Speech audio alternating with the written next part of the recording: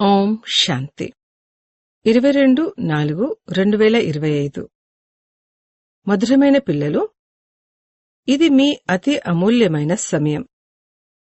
ఇందులో మీరు తండ్రికి పూర్తి సహాయకులుగా అవ్వండి.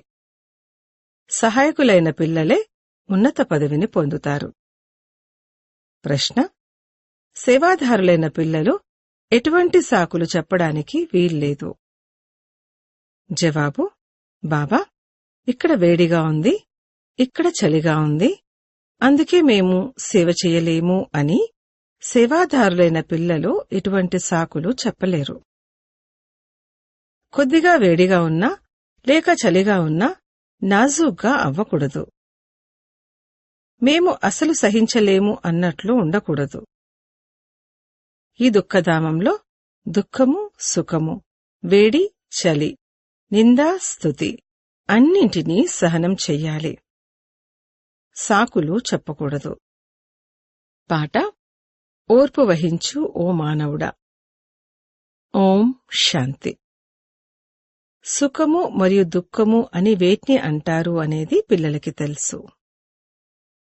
ఈ జీవితంలో సుఖం ఎప్పుడు లభిస్తుంది మరియు దుఃఖం ఎప్పుడు లభిస్తుంది అనేది కేవలం బ్రాహ్మణులైన మీకు మాత్రమే నెంబర్వారు పురుషార్థమనుసారంగా తెలుసు. ఈ ప్రపంచమే దుఃఖ ప్రపంచం. ఇందులో కొద్ది సమయం కొరకు సుఖము, దుఃఖము, స్తుతి, నింద అన్నింటినీ సహనం చేయవలసి ఉంటుంది.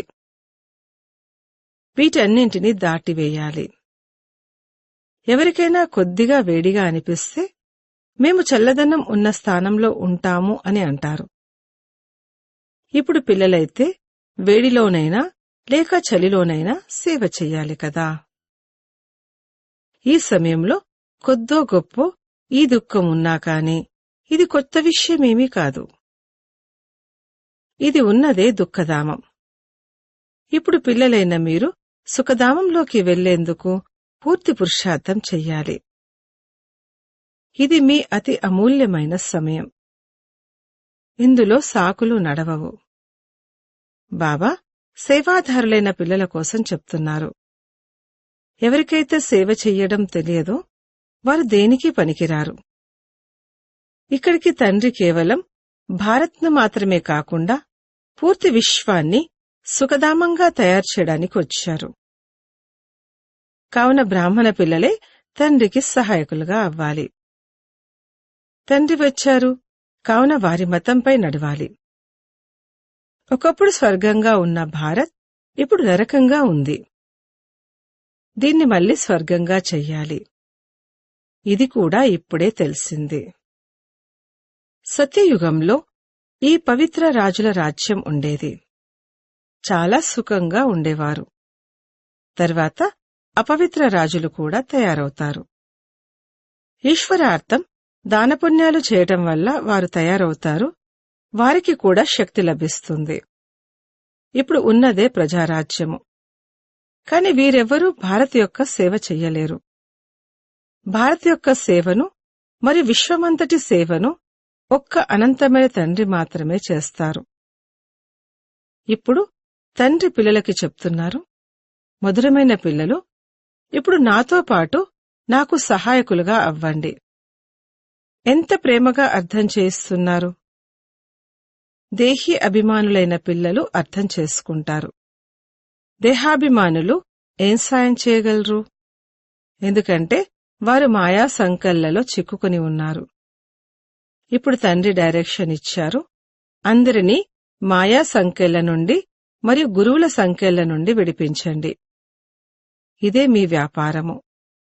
తండ్రి అంటారు, నాకెవరైతే మంచి సహాయకులవుతారో పదవి కూడా వారే పొందుతారు. తండ్రి స్వయంగా సమ్ముఖంగా చెప్తున్నారు. నేనెవరిని ఎలా ఉన్నాను అనేది సాధారణంగా ఉన్న కారణంగా నన్ను పూర్తిగా తెలుసుకోలేకపోతున్నారు. తండ్రి మనల్ని విశ్వానికి యజమానులుగా తయారు చేస్తున్నారు అన్నది తెలియదు. ఈ లక్ష్మీనారాయణలు విశ్వానికి యజమానులుగా ఉండేవారు. ఇది కూడా ఎవ్వరికీ తెలియదు. వీరు రాజ్యాన్ని ఎలా పొందారు, తిరిగి ఎలా పోగొట్టుకున్నారు అనేది ఇప్పుడు మీరు అర్థం చేసుకుంటారు. మనుషులదైతే పూర్తిగా తుచ్చబుద్ధి. ఇప్పుడు తండ్రి అందరి బుద్ధి తాళాన్ని తెరవడానికి వచ్చారు. రాతి బుద్ధి నుండి పారస్బుద్ధి కలవారిగా తయారు చేయడానికి వచ్చారు. బాబా అంటారు, ఇప్పుడు సహాయకులుగా అవ్వండి. వాళ్ళు ఖుదాయి ఖిద్మత్గార్, భగవంతుని సేవకులు అని చెప్పుకుంటారు. కాని వాస్తవానికి వారు సహాయకులు అవ్వనే అవ్వరు. ఖుదా వచ్చి ఎవరినైతే పావనంగా తయారు చేస్తారో వారితోనే అంటారు, ఇప్పుడు ఇతరులను మీ సమానంగా తయారు చెయ్యండి, శ్రీమతంపై నడవండి. తండ్రి వచ్చిందే పావన స్వర్గవాసులుగా తయారు చేయడానికి. ఇది మృత్యులోకమని బ్రాహ్మణ పిల్లలైన మీకు తెలుసు. కూర్చుని ఉండగానే అకస్మాత్తుగా మృత్యువు జరుగుతూ ఉంటుంది. మరి మనము ముందు నుండే కృషి చేసి తండ్రి నుండి పూర్తి వారసత్వాన్ని తీసుకుని మన భవిష్య జీవితాన్ని ఎందుకు తయారు చేసుకోకూడదు? మనుషులకు ఎప్పుడైతే వానప్రస్థవస్థ వస్తుందో అప్పుడు ఇక మేము భక్తిలో నిమగ్నమైపోతామని అనుకుంటారు. వానప్రస్థవస్థ రానంత వరకు బాగా ధనము మొదలైనవి సంపాదిస్తూ ఉంటారు. ఇప్పుడు మీ అందరిది వానప్రస్థవస్థ. మరి ఇక తండ్రికి సహాయకులుగా ఎందుకవ్వకూడదు? మీ హృదయాన్ని ప్రశ్నించుకోవాలి. మేము తండ్రికి సహాయకులుగా అవుతున్నామా? సేవాధారి పిల్లలైతే ప్రసిద్ధమైన వారు. వారు మంచి కృషి చేస్తారు. యోగంలో ఉండడం ద్వారా సేవ చేయగలుగుతారు. స్మృతి శక్తి ద్వారానే మొత్తం ప్రపంచమంతటిని పవిత్రంగా తయారు చెయ్యాలి.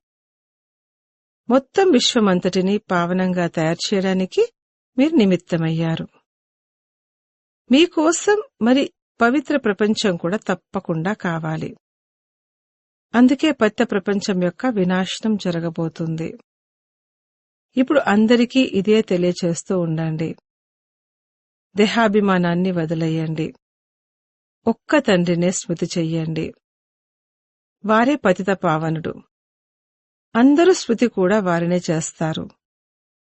సాధు సన్యాసులు మొదలైన వారందరూ తమ వేలుతో పరమాత్మ ఒక్కరే అని సైగ చేస్తారు. వారే అందరికీ సుఖాన్నిచ్చేవారు. ఈశ్వర లేక పరమాత్మ అని అంటారు. కాని వారి గురించి ఎవ్వరికీ తెలియదు. కొందరు గణేశుణ్ణి, కొందరు హనుమంతుణ్ణి, కొందరు తమ గురువులను తలుచుకుంటూ ఉంటారు. వారంతా భక్తి మార్గానికి చెందినవారని ఇప్పుడు మీకు తెలుసు. భక్తి మార్గం కూడా అర్ధకల్పం కొనసాగుతుంది. పెద్ద పెద్ద ఋషులు, మునులు అందరూ నేతి నేతి అని అంటూ వచ్చారు. రచయిత మరియు రచన గురించి మాకు తెలియదు అని అంటూ వచ్చారు. తండ్రి అంటారు, వాళ్ళు త్రికాలదర్శులైతే కాదు కదా. బీజరూపుడు, జ్ఞానసాగరుడు అయితే ఒక్కరే. వారు రావడం కూడా భారత్లోనే వస్తారు. శివ జయంతిని కూడా జరుపుకుంటారు, మరియు గీతా జయంతిని కూడా జరుపుకుంటారు. అప్పుడు కృష్ణుని తలుచుకుంటారు. శివుని గురించైతే తెలియదు. శివబాబా అంటారు, పతిత పావన్ని, జ్ఞానసాగరుణ్ణి నేనే. కృష్ణుడి విషయంలో ఈ విధంగా అనలేరు. గీతా భగవానుడు ఎవరు? ఈ చిత్రం చాలా బాగుంటుంది. తండ్రి ఈ చిత్రాలు మొదలైన వాటన్నింటినీ పిల్లల కళ్యాణం కొరకే తయారు చేస్తారు. శివబాబా మహిమను పూర్తిగా రాయాలి. మొత్తమంతా దీనిపైనే ఆధారపడి ఉంది. పైనుండి ఎవరు వచ్చినా వారు పవిత్రంగానే ఉంటారు. పవిత్రంగా అవ్వకుండా ఎవ్వరూ తిరిగి వెళ్లలేరు. ముఖ్యమైన విషయము పవిత్రంగా అవ్వడం. ఆ ధామమే పవిత్ర ధామము. అక్కడ ఆత్మలన్నీ నివసిస్తాయి. ఇక్కడ మీరు పాత్రను అభినయిస్తూ పతితంగా అయిపోయారు. ఎవరైతే అందరికన్నా ఎక్కువ పావనలో వారే మళ్లీ పతితులుగా అయ్యారు. దేవీదేవతా ధర్మం యొక్క నామరూపాలే మాయమైపోయాయి. దేవతా ధర్మమన్న పేరును మార్చి హిందూ ధర్మమన్న పేరును పెట్టారు. మీరే స్వర్గరాజ్యాన్ని తీసుకుంటారు మరియు మళ్లీ పోగొట్టుకుంటారు. ఇది గెలుపు ఓటమిల ఆట. మాయతో ఓడిపోతే ఓటమి, మాయపై గెలిస్తే గెలుపు. మనుషులైతే రావణుడి పెద్ద దిష్టి బొమ్మను ఎంత ఖర్చు పెట్టి తయారు చేస్తారు. మళ్ళీ ఒక్క రోజులోనే దాన్ని అంతం చేసేస్తారు. అతడు శత్రువు కదా. కాని ఇది ఒక బొమ్మలాటలా ఉన్నట్లు. శివబాబా లింగాన్ని కూడా తయారు చేసి దాన్ని పూజించి మళ్ళీ పగలగొట్టేస్తారు. దేవీల చిత్రాలను కూడా అలా తయారు చేసి మళ్ళీ వెళ్లి ముంచేస్తారు. ఏమీ అర్థం చేసుకోరు. ఇప్పుడు పిల్లలైన మీకు ఈ ప్రపంచ చక్రం ఎలా తిరుగుతుంది అంటూ అనంతమైన చరిత్ర మరి భౌగోళికం గురించి తెలుసు. సత్యత్రేతాయుగాల గురించి ఎవ్వరికీ తెలియదు. దేవతల చిత్రాలను కూడా గ్లాని చేసేసినట్లు తయారు చేశారు. తండ్రి అర్థం చేస్తున్నారు, మధురమైన పిల్లలు, విశ్వానికి యజమానులుగా అయ్యేందుకు తండ్రి మీకు ఏదైతే పథ్యం చెప్పారో ఆ పథ్యాన్ని పాటించండి. స్మృతిలో ఉంటూ భోజనం తయారు చెయ్యండి, యోగంలో ఉంటూ భోజనము తినండి. తండ్రి స్వయంగా చెప్తున్నారు, నన్ను స్మృతి చేసినట్లయితే మీరు విశ్వానికి యజమానులుగా మళ్లీ తయారవుతారు. తండ్రి కూడా మళ్లీ వచ్చారు. ఇప్పుడు విశ్వానికి యజమానులుగా పూర్తిగా అవ్వాలి. తల్లిని తండ్రిని ఫాలో చెయ్యండి. కేవలం తండ్రి ఒక్కరే ఉండరు. సన్యాసులు మేమందరమూ తండ్రులమే, ఎందుకంటే ఆత్మయే పరమాత్మ అని అంటారు. కాని అది తప్పు.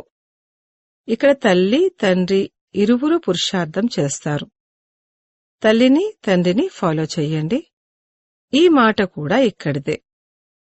ఇప్పుడు మీకు తెలుసు, ఎవరైతే విశ్వానికి యజమానులుగా ఉండేవారో, పవిత్రంగా ఉండేవారో వారు ఇప్పుడు అపవిత్రంగా ఉన్నారు. మళ్ళీ ఇప్పుడు పవిత్రంగా అవుతూ ఉన్నారు. మనము కూడా వారి శ్రీమతంపై నడుస్తూ ఆ పదవిని ప్రాప్తి చేసుకుంటాము. వారు వీరి ద్వారా డైరెక్షన్ ఇస్తున్నారు, దానిపై నడుచుకోవాలి. వారు ఇస్తున్న డైరెక్షన్లను ఫాలో చేయకపోతే కేవలం నోటితో బాబా బాబా అని అంటూ నోరు తీపి చేసుకున్నట్లే. ఫాలో చేసేవారినే సుపుత్రులు అని అంటారు కదా. మమ్మా బాబాలను ఫాలో చేసినట్లయితే మేము రాజరికంలోకి వెళ్తాము అని మీకు తెలుసు. ఇది అర్థం చేసుకోవాల్సిన విషయం. తండ్రి కేవలం అంటారు, నన్ను స్మృతి చేసినట్లయితే వికర్మలు వినాశనమవుతాయి. ఇతరులకు ఏం అర్థం చేయించండి అంటే, మీరు 84 జన్మలు తీసుకుంటూ అపవిత్రంగా అయిపోయారు, ఇప్పుడు మళ్లీ పవిత్రంగా అవ్వాలి. ఎంతగా స్మృతి చేస్తారో అంతగా పవిత్రంగా అవుతూ ఉంటారు. చాలా స్మృతి చేసేవారే కొత్త ప్రపంచంలో మొట్టమొదటగా వస్తారు. అంతేకాక ఇతరులను కూడా మీ సమానంగా తయారు చెయ్యాలి. ప్రదర్శనలో అర్థం చేయించేందుకు మమ్మా బాబా వెళ్లలేరు. విదేశాల నుండి ఎవరైనా పెద్ద వ్యక్తి వస్తే ఎవరు వచ్చారు అంటూ వారిని చూడ్డానికి ఎంతమంది వెళ్తారు? కాని వీరు ఎంత గుప్తంగా ఉన్నారు. తండ్రి అంటారు, నేను ఈ బ్రహ్మాతను ద్వారా మీకు చెప్తున్నాను. నేను ఈ బిడ్డ యొక్క బాధ్యత వహిస్తాను. శివబాబాయే చెప్తున్నారు మరి చదివిస్తున్నారు అని మీరు ఎల్లప్పుడూ భావించండి. మీరు శివబాబానే చూడాలి, వీరిని చూడకూడదు. స్వయాన్ని ఆత్మగా భావించండి మరియు పరమాత్మ తండ్రిని స్మృతి చెయ్యండి. మనము ఆత్మలో మొత్తం పాత్ర అంతా నిండి ఉంది. ఈ జ్ఞానం బుద్ధిలో తిరుగుతూ ఉండాలి. కేవలం ప్రాపంచిక విషయాలే బుద్ధిలో ఉన్నట్లయితే వారికి ఏమీ తెలియనట్లే. వారు పూర్తిగా బుద్ధిహీనులుగా ఉన్నట్లు. కాని ఇటువంటి వారి కళ్యాణం కూడా చేయవలసిందే. వారి స్వర్గంలోకైతే వెళ్తారు, కాని ఉన్నత పదవి లభించదు. శిక్షలు అనుభవించి వెళ్తారు. ఉన్నత పదవిని ఎలా పొందుతారు అనేది తండ్రి అర్థం చేయించారు. ఒకటేమో స్వదర్శన చక్రధారులుగా అవ్వండి మరియు ఇతరులను తయారు చెయ్యండి. పక్కా యోగిగా అవ్వండి మరియు తయారు చెయ్యండి. తండ్రి అంటారు, నన్ను స్మృతి చెయ్యండి. కాని మీరు బాబా మేం మర్చిపోతున్నాము అని అంటారు. సిగ్గుగా అనిపించటం లేదా? నిజం చెప్పని వారు ఎంతోమంది ఉన్నారు. వారు స్మృతిని చాలా మర్చిపోతూ ఉంటారు. తండ్రి అర్థం చేయించారు, ఎవరైనా వస్తే వారికి తండ్రి పరిచయం ఇవ్వండి. ఇప్పుడు 84 జన్మల చక్రం పూర్తవుతుంది. ఇక తిరిగి వెళ్ళాలి. రాముడు వెళ్ళిపోయాడు, రావణుడు వెళ్ళిపోయాడు అని అంటారు. దీని అర్థం కూడా ఎంత సహజం. రాముని పరివారము మరియు రావణుడి పరివారము ఉంది అంటే తప్పకుండా అది సంగమయుగమే అయి ఉంటుంది. అందరూ వినాశనం అయిపోతారు, కొద్దిమంది మాత్రమే మిగులుతారని కూడా తెలుసు. మీకు రాజ్యం ఏ విధంగా లభిస్తుంది అనేది కూడా మున్ముందు అంతా తెలిసిపోతుంది. ముందు నుండే అన్నీ చెప్పరు కదా, అప్పుడు అది ఆట అవ్వదు. మీరు సాక్షిగా చూడాలి. సాక్షాత్కారాలు జరుగుతూ ఉంటాయి. ఈ 84 జన్మల చక్రం గురించి ప్రపంచంలో ఎవ్వరికీ తెలియదు. ఇప్పుడు పిల్లలైన మీ బుద్ధిలో ఉంది, మనము తిరిగి వెళ్తాము. రావణ రాజ్యం నుండి ఇప్పుడు ముక్తి లభిస్తుంది. మళ్లీ మన రాజధానిలోకి వస్తాము. ఇంకా కొన్ని రోజులు మాత్రమే ఉన్నాయి. ఈ చక్రం తిరుగుతూనే ఉంటుంది కదా. అనేకసార్లు ఈ చక్రంలో తిరిగాము. ఇప్పుడు తండ్రి అంటున్నారు, ఏ కర్మబంధనాల్లోనైతే చిక్కుని ఉన్నారో వాటిని మర్చిపోండి. గృహస్థ వ్యవహారంలో ఉంటూ మర్చిపోతూ ఉండండి. ఇప్పుడు నాటకం పూర్తవుతుంది. మనం ఇంటికి వెళ్ళాలి. ఈ మహాభారత యుద్ధం తర్వాతనే స్వర్గం యొక్క గేట్లు తెరుచుకుంటాయి. అందుకే బాబా గేట్వే టు హెవెన్ అన్న పేరు చాలా బాగుంది అన్నారు. యుద్ధాలైతే ఎప్పటినుండో జరుగుతున్నాయి కదా అని కొందరంటారు. కాని మీరు చెప్పండి, మిజైల్స్ తో యుద్ధం ఎప్పుడు జరిగింది? ఈ మిజైల్స్ తో జరిగే యుద్ధమే అంతిమ యుద్ధం. 5000 సంవత్సరాల క్రితం కూడా యుద్ధం జరిగినప్పుడు ఈ యజ్ఞాన్ని కూడా రచించడం జరిగింది. ఈ పాత ప్రపంచం యొక్క వినాశనం ఇప్పుడు జరగనున్నది. కొత్త రాజధాని స్థాపన అవుతోంది. మీరు రాజ్యాన్ని తీసుకునేందుకు ఈ ఆత్మిక చదువును చదువుతున్నారు. మీ వ్యాపారము ఆత్మిక వ్యాపారము. భౌతిక విద్య అయితే ఎందుకు ఉపయోగపడేది లేదు. శాస్త్రాలు కూడా ఉపయోగపడవు.